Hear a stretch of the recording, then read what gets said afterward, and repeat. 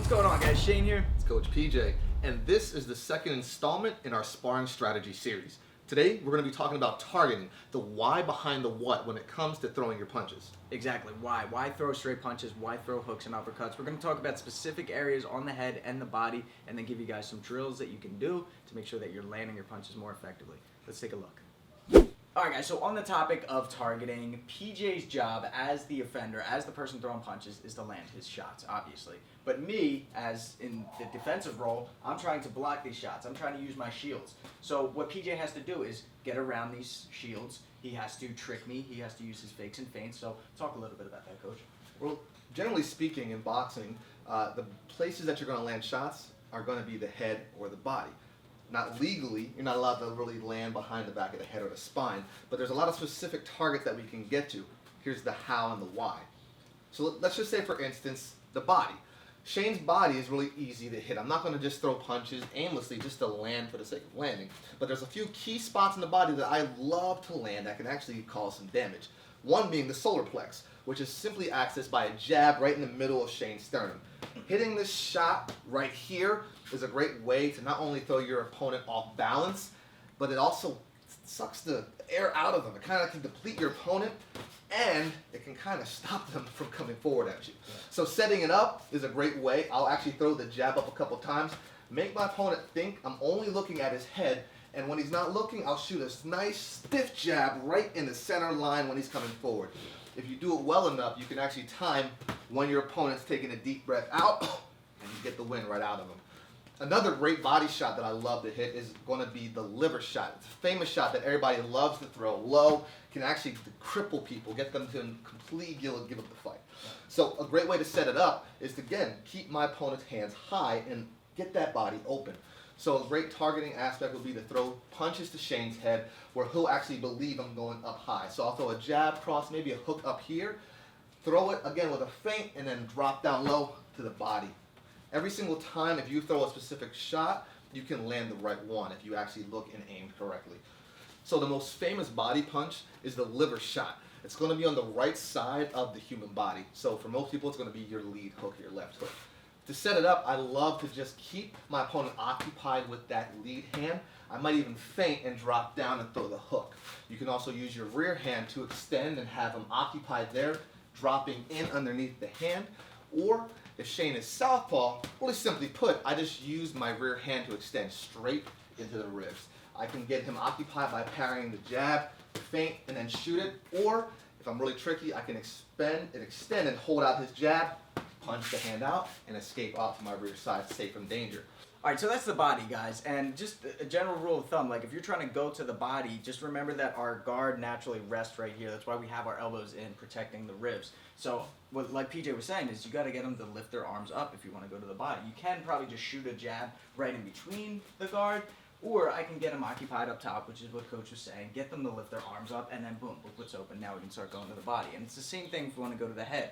Specific areas, I can go to the jaw, the chin, the nose, the eyes, the eyebrows cut open, the cheeks cut open. We can go to the ears, we can go to the temple, right? You hit someone on the ears, the equilibrium goes out. You cannot hit behind the head. You can't hit behind the ear, obviously the spine. So anywhere back there is no good. But when you're aiming to the face, like actually have some strategy. And again, I want to get him to drop his hands because naturally our guard is going to be here, especially if it's the beginning of the fight. He's got energy, his hands are up.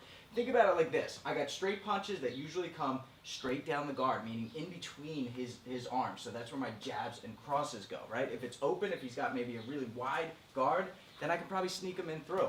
But if he's parrying a lot in the middle and he's got a nice tight guard in the center, then I'm not going to throw and waste these punches. I'm going to go around. This is when I now throw my hooks right here. If he's just got like a real good defensive guard, I'm fighting against a seasoned guy.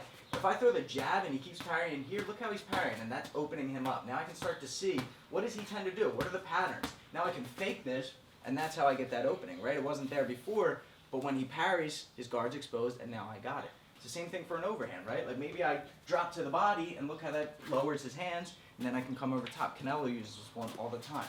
Fake the jab to the body, but make him respect it first, then fake, and then come over top with that right hand. So when you think about circular punches or straight punches, just think about like, what am I actually aiming to do? Where are his hands, and how do I get around that guard?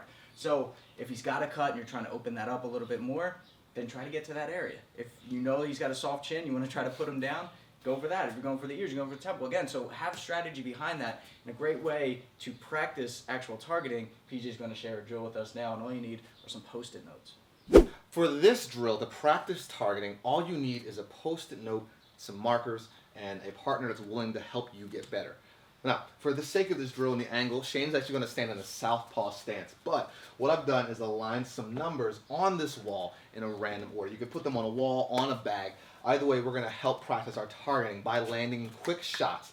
I'm going to have Shane standing at his full range away from the targets, and I'm going to set a clock for 1, 2, 3, or 5 minutes, and I'm going to actually be calling out numbers in a random order to help him practice his sharpness at getting to specific targets at a specific timing in a specific place. Now, we're going to start off really quick and light and easy, and we're going to see what Shane's got. So, Shane, let's start it off. 2, 3, 4, 8, 6, 10, 7, 9. Not bad. All right, let's pick it up a little bit. Let's start adding some addition in here so he has to think and work on reaction, timing, and placing the right shots. 1 plus 1, 2 plus 2, 4 plus 3, 5 plus 5, 8 plus 2, 3 plus 3, 9 minus 1, 2 minus 1, 7 minus 3. Woo!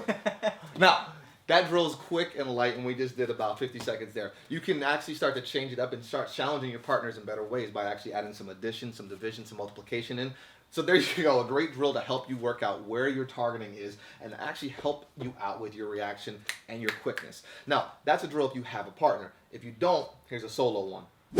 Alright guys, so all you're going to need is a heavy bag for this one and some chalk. So what I did is I put X's and circles on the bag. The circles are right hands, the X's are left hands. Set a timer, 2, 3, 5 minutes, and get to work. And this is going to be set at different areas. So you can see these are to the head, to the chest, lower in the body. This one, I probably shouldn't even put that one there because that's an illegal blow unless I'm fighting a really short guy. But you get the idea, right? I'm throwing jabs to the X's, right hands, looping shots, or straight punches, but it depends really on where I am on the bag, and that's where the trajectory of my punch goes, right? So if I'm trying to hit this X over here, now I got that liver shot, or the straight right down the center. So this is a great drill to just make sure that you're not throwing punches just to throw punches. You're not wasting shots. You see the opening just like you would in a fight, and then you throw the appropriate punch. And there you guys have it. A couple of drills on targeting and a better way to help out with your accuracy and landing the right punches. Guys, stop throwing punches for the sake of throwing. Remember to land realistic, effective punches at the right target. There you guys have it. Get to work. And follow Coach PJ. Links in the description below for his Instagram. He's got his own YouTube channel. Got some great content on there. Check it out. And then subscribe to get the fight tips before your opponent does. But until then, I'm Shane. It's Coach PJ. Fight tips for the underdogs.